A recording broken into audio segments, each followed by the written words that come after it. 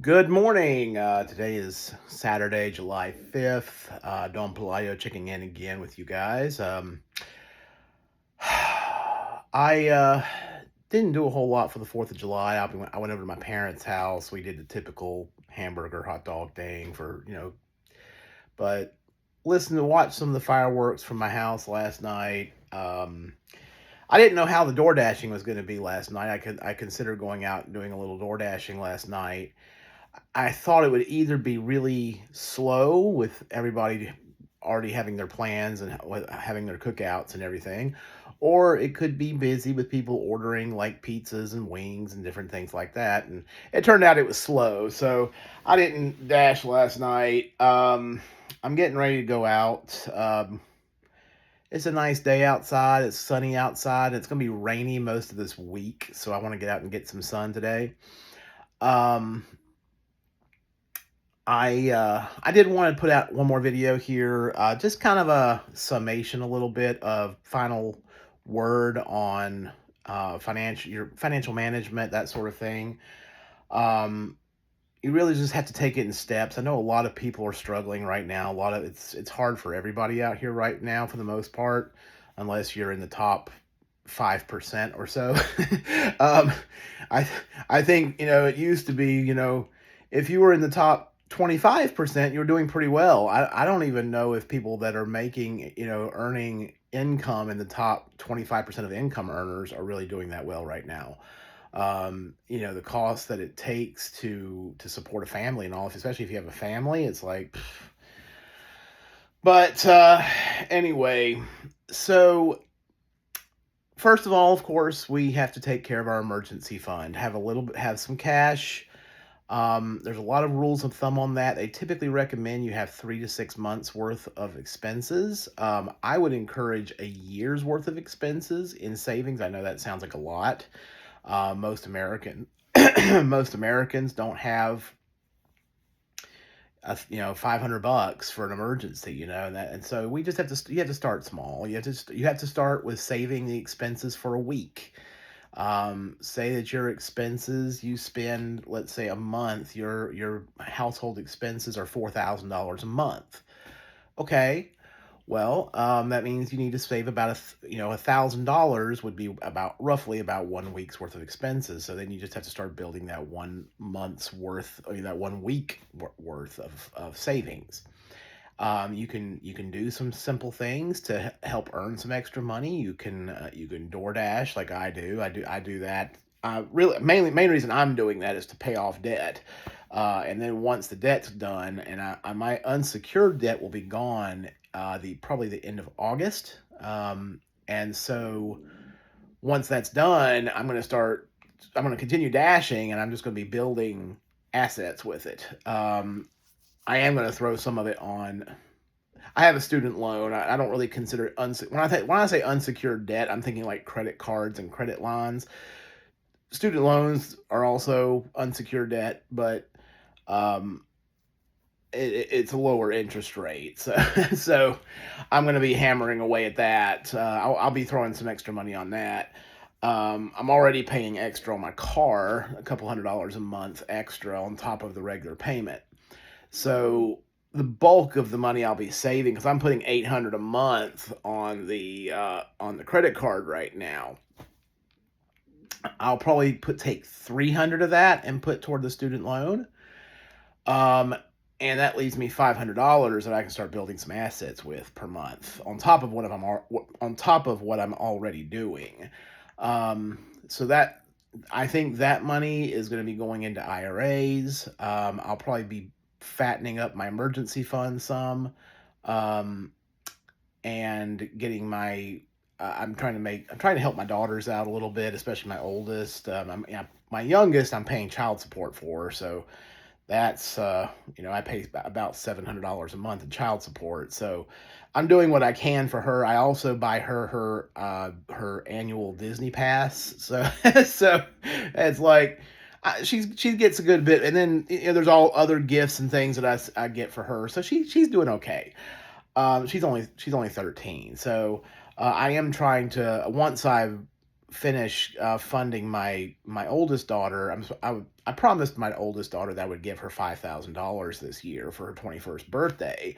I've already given her half of that, 2,500, and so I just need to finish building up the other 2,500 to hand to her. I was going to do that for her birthday in September. So, um, on top of that, what else? So focus on building your emergency reserves. If you have unsecured credit card debt, call the credit card companies.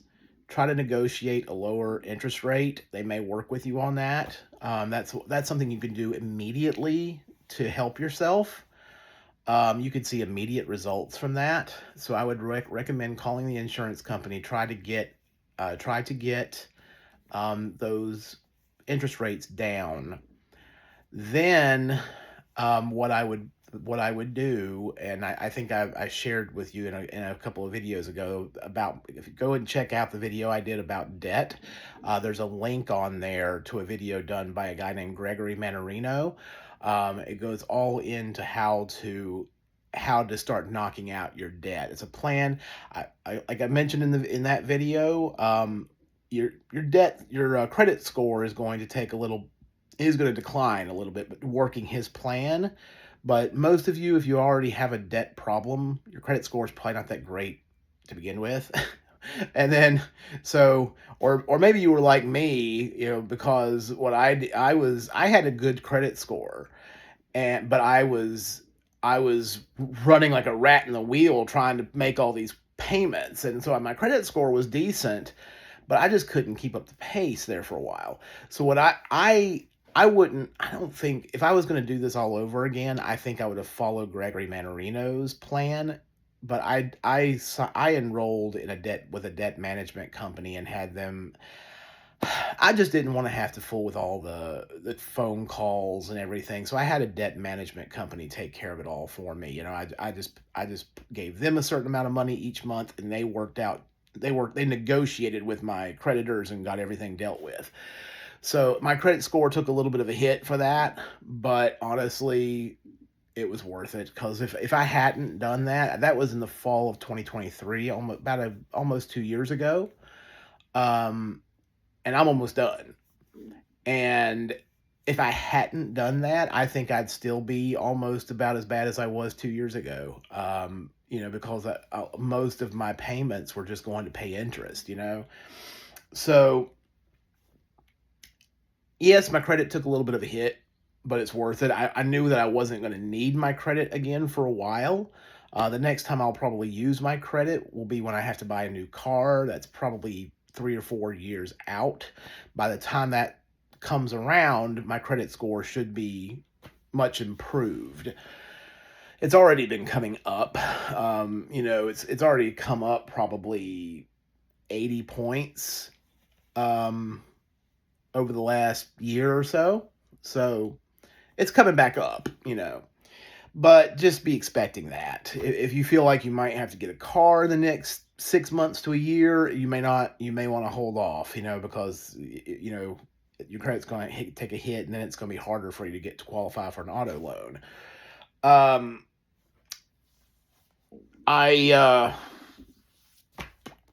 After dealing with your emergency funds and your debt situation, then it's time to start building assets. And I think that's where a lot of Americans, we need to get to that point. We need to get to that point as quickly as we possibly can. We need to get the debt off, get our emergency fund funded, and then start really building up our assets. The reason the wealthy are wealthy, for the most part, is because they own things. They have stocks. They have bonds. They own companies. They have share of ownership, or maybe they built their own business, but they own something, and those assets tend to, over time, increase in value. Real estate tends to increase in value over time. There's always going to be periods where things decline, but generally speaking, if you look at the trend, real estate prices go up, stock prices go up, Yes, there are times like 2008 when the stock market gets crushed, but most it bounces back. It's like when COVID came out back in 2020, the stock market tanked for a few weeks, and then it bounced right back. 2008 was a took a little more time to bounce back from, and the stock market, for those of you that are too young to remember, in 2008 the stock market dropped about a little more than 50%. I think it was up around 14,000 before everything kind of fell apart, and it went down into the 6,000 range. So it was a pretty rough ride there for a little bit. And it took to about 10, I think it was about 2011, 2012 by once the market, had recovered where it had been. And now the Dow Jones is sitting over 40,000. So I do kind of worry a little bit about the stock market being a little bit frothy right now, being a little bit overvalued. We're already seeing some cracks in the American economy. So what I would probably do, if you're worried about that, build up some cash. You may want to put some money in other things like precious metals, gold, silver. You can also potentially look at REITs, real estate investment trusts. I would be very selective in the kind of REIT that you get into, because there are different types. There are REITs that specialize like in office space, um, malls, self storage units. That might be a good one if you're thinking that things might be kind of shaky for a while.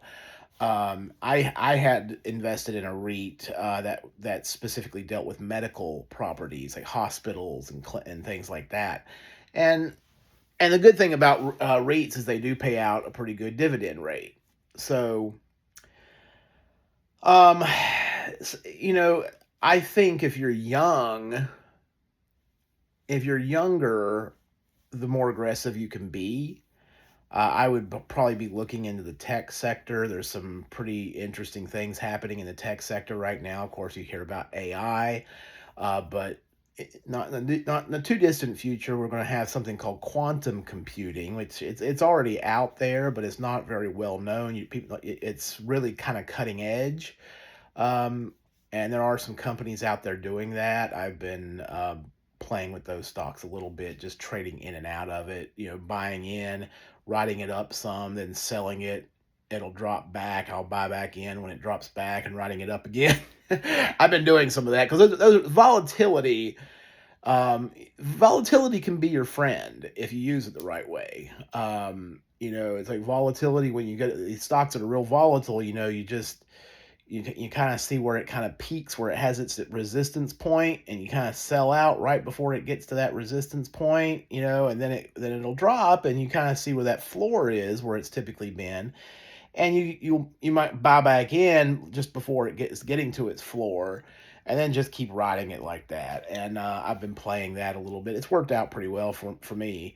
So, but just be careful because that is kind of aggressive. Don't invest any money that it would hurt to lose it, because although not too many stocks go to zero, but they can, especially some of these cutting edge, very new industries, very there's a lot of risk involved there. So just be mindful of that. But start building assets. When I say, and when I believe in diversification, but I don't. When I say diversification, I'm not talking just stocks and bonds. I think everyone needs to own some precious metals right now. You got to get out of the dollar. I think you need to have a few dollars around. My emergency fund, I'm keeping $2,500 of it in cash, liquid, because 2,500 I can pretty much handle most emergencies that I'm going to have with 2,500 in cash. Um, the next part of my emergency fund is in my brokerage account. I will have I'll have some bonds, some very ultra short term treasuries in there that I can use, get a little rate of return on it, and be able to use that. If I for some reason I had to use my $2,500, I'd have another 2,500 in those ultra short term treasury bonds. Beyond that, I'm going to have blue chip stocks. Many people would say don't have stocks in an emergency fund, but I'm comfortable with it, and it all kind of depends upon your risk tolerance. Now that next 5,000 or so is going to be more blue chip dividend paying companies, Coca-Cola, AT&T, just very stable companies that have been around a long time, McDonald's, just those kind of companies that are paying steady dividends. Utility companies usually pay decent dividends. Your AT&Ts, your power companies, things like that. So that's what I'll have in that next 5,000, and then I'll have more. It's going to gradually just get more and more aggressive, on the back end, because right now, rate of return's important to me, and I can't have 10, 15, 25,000 just sitting in cash. I'm not going to do that. So I got to have some return on my money. Anyway, but it all depends on your comfort level. If you're older, if you're retired, that's a different situation. If you're retired, I think you need to have a healthy amount of money in cash, bonds, fixed income. Honestly, if you have a nice nest egg, you may want to think about annuities. That'll provide you a steady stream of income. Dividend paying stocks, potentially look at annuities. There's trade-offs with annuities. You can get some guarantees. There are some fees involved with those annuities. You just have to really kind of look at that and make sure the fees aren't too high. Some of those annuities out there, some of those annuities are kind of expensive. But you don't necessarily need to go the annuity route. You could do this. You could do the same thing with blue chip stocks and fixed income. So, but save yourself some money on the fees. So, but anyway, so step one is to build your base emergency fund. Once you have that, what you're going to feel comfortable, that's going to help you sleep at night, having that money in the bank. Then you start hammering away at the debt and call your credit card companies, get those interest rates down, negotiate a settlement maybe. Sometimes these credit card companies will settle for 50%, 60% of what you owe them. Start hammering away at that. Once you have the unsecured debt taken care of, then you can start building assets. Then it's time to really start building some wealth. Buying stocks, buying index funds, buying gold and silver, platinum, palladium. There's all kinds of things to invest in, but you have to use what knowledge you have too. If you don't feel comfortable with investing like stocks and bonds and stuff, you can go to your bank. A lot of times your bank will have a financial advisor there that'll help you. You might just want to buy an S&P 500, put a portion of your money into an S&P 500 index fund and just let it ride. You could buy ticker symbol SPY or VOO. SPY is the Spider S&P 500, and then VOO is the Vanguard S&P 500. Just put money into that routinely, and that can be that one holding could be all that you have in stocks. Really, that's the S&P 500, which what that is, in case you're not aware of what the S&P 500 is, Standard & Poor's 500 index. Those are the top 500 largest companies in the United States. So they're taking your money and investing it across all 500 of those companies that make up that index. So you're going to have Microsoft, Apple, Google, all the way down 500 companies. So you can use that one investment for your investment portfolio, for the stock portion of your portfolio. I diversify a little bit more than that. but I get into mid caps and small caps and international and everything else, but you don't have to. If you want to make it simple, I think VOO, the Vanguard, has a lower expense ratio than the SPY does. So I would probably opt for VOO over SPY just because of that. I think that VOO has a 0.033 basis point expense ratio, and I think the SPY is like 9 basis points. So it's three times higher than VOO. So I'd probably opt for the Vanguard fund.